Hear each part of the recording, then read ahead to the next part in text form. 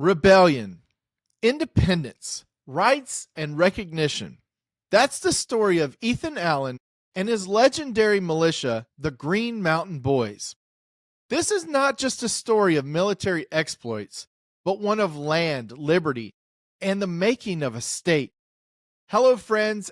I am your host, Matt Gore, and welcome back to the History Revolution podcast. The purpose of this podcast is to help homeschool parents teach their children American history. I want to remind you that our new course, The Carolina Colony Before the Founding, launches on January 20th and is available now for 25% off. I also want to remind you to join our newsletter to stay up to date with all of our latest episodes, blogs, and specials. The links for our course and the newsletter are in the description. Now, let's get started.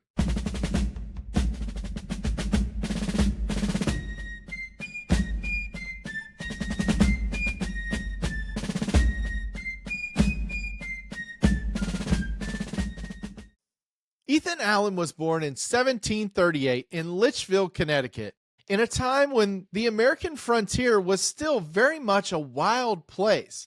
His move to what would become Vermont was driven by land speculation in New Hampshire grants, an area fraught with legal disputes over ownership with New York.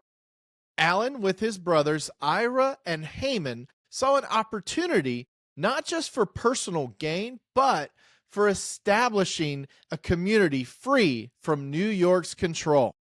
In response to threats from New York, Ethan Allen, along with Seth Warner and Remember Baker, formed the Green Mountain Boys, named for the verdant hills of Vermont. This group was initially more of a vigilante force than a structured militia. They were known for their green coats, symbolizing their connection to the land that they were defending. And their tactics ranged from legal battles to direct confrontations with New York land agents sent by New York Governor William Tryon.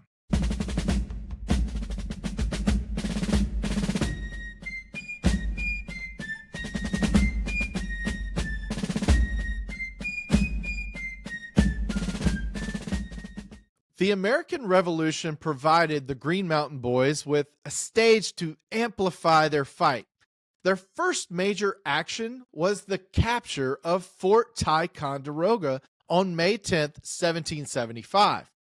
Under Ethan Allen's dramatic leadership, the Green Mountain Boys, assisted by Benedict Arnold, took the fort in a surprise attack, securing vital cannons that would later aid in George Washington's siege of Boston. This victory was more than military, it was a statement of intent. When the Green Mountain Boys stormed in, the British commander asked under what authority that they had entered the fort, and Allen famously declared, "In the name of the great Jehovah and the Continental Congress," which has echoed through history, symbolizing the fervor of their cause. However, their involvement in the revolution didn't end there. They participated in the invasion of Canada, though this did end in Allen's capture after a failed attempt to take Montreal.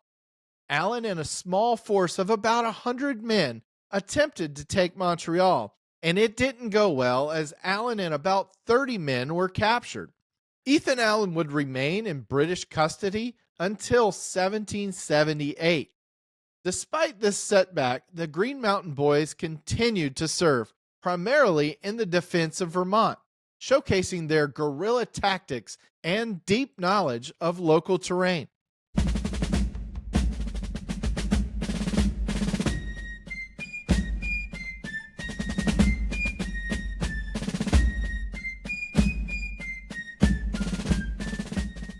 The wait is almost over. The History Revolution is proud to present our first homeschool history course, The Carolina Colony Before the Founding, where we focus on North and South Carolina history before the American Revolution. The Carolina Colony will be available January 20th. We are really excited for its release, and because we're so excited, we're making a special pre-sale offer to you. Between now and the course launch on January 20th, the Carolina Colony will be available for 25% off. you'll have access to an in-depth examination of the Carolina colony, built-in quizzes, writing prompts, our worksheet library, as well as links to source material to continue your education. Click the link below to join the revolution.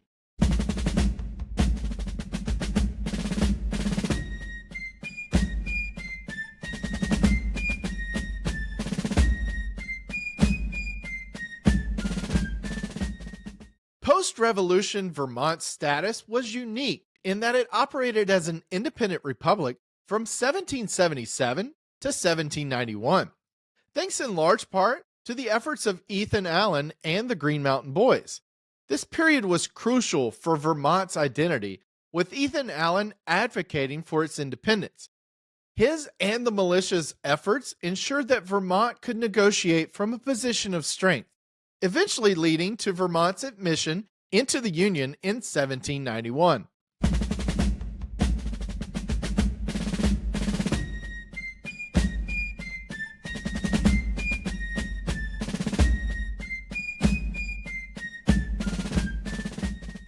Allen's influence extended beyond military and political spheres.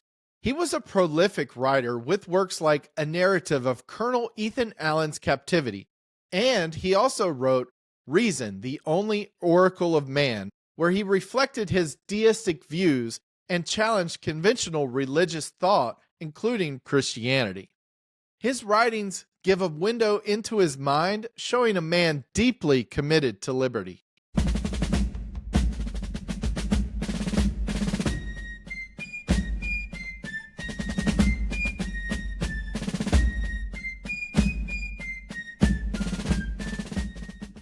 The legacy of Ethan Allen and the Green Mountain Boys is complex.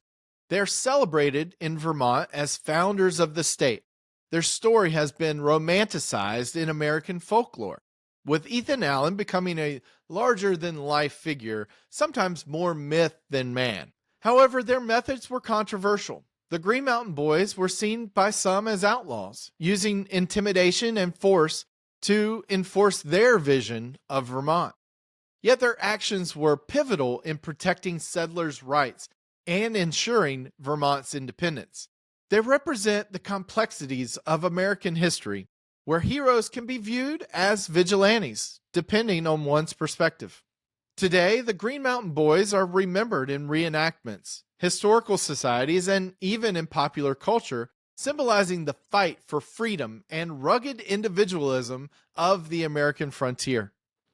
Ethan Allen and the Green Mountain Boys remind us that the fight for liberty begins with local disputes over land and rights, which can grow to influence the course of history. Their story is a statement to the idea that one's home is worth fighting for, and sometimes that fight shapes a nation.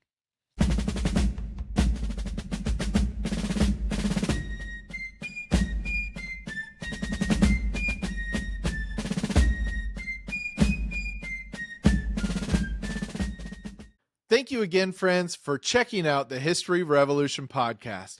Don't forget the links in the description to join our newsletter and learn more about our new course, The Carolina Colony Before the Founding. If you're watching this on YouTube and you liked our podcast, give us a thumbs up and subscribe. God bless you all, and see you again next week.